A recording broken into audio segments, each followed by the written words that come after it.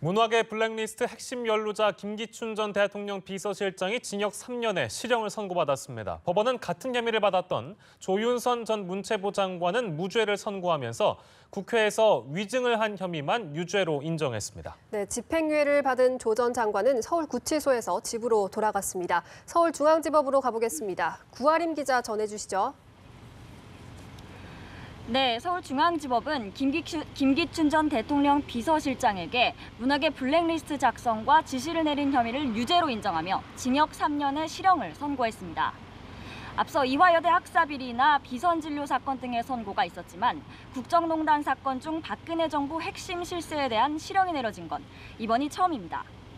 블랙리스트 재판의 핵심은 박근혜 정부가 정권을 비판하거나 야당을 지지한 문화예술인의 명단을 실제로 만들어 관리했는지, 또 그게 사실이라면 이 같은 행위가 범죄가 될 수 있는지 여부였는데요. 재판부는 김 전 실장 등이 블랙리스트를 작성하게 했고 이를 보조금 지급에 적용하게 한 행위가 직권남용죄에 해당한다고 못 박았습니다. 특히 김 전 실장에 대해선 대통령을 가장 가까이서 보좌한 비서실장으로서 누구보다 법치주의를 수호하고 적법 절차를 준수할 임무가 있는데도 가장 정점에서 지원 배제를 지시했다며 실형 선고 이유를 밝혔습니다. 다만 김 전 실장이 권한을 남용해 문체부 1급 공무원들의 사직을 강요한 혐의에 대해서는 1급 공무원의 경우 신분 보장 대상에서 제외돼 의사에 반해 면직될 수 있다며 무죄로 봤습니다. 조윤선 전 문체부 장관의 경우에는 블랙리스트 작성 관리 혐의에 대해서 무죄가 내려졌는데 이유가 뭐라고 알려지고 있습니까? 네, 오늘 선고에서는 김 전 실장과 조 전 장관의 회비가 엇갈렸는데요.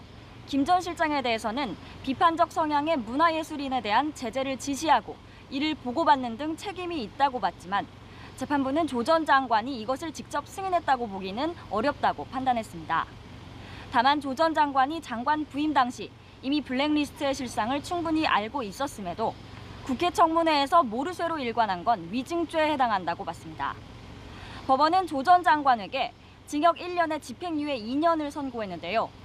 조 전 장관은 서울구치소에서 나오면서 끝까지 재판에 성실하게 임하겠다고 말한 뒤 집으로 돌아갔습니다. 한편 법원은 같은 혐의로 함께 재판을 받은 김상률 전 청와대 교육문화수석에겐 징역 1년 6월의 실형을 선고하고 법정 구속했습니다. 또 김소영 전 청와대 문화체육비서관에겐 징역 1년 6월에 집행유예 2년을 선고했고 김종덕 전 문체부 장관은 징역 2년, 정관주 전 문체부 1차관과 신동철 전 청와대 정무비서관은 각각 징역 1년 6월에 실형을 선고했습니다. 서울중앙지법에서 연합뉴스TV 구아림입니다.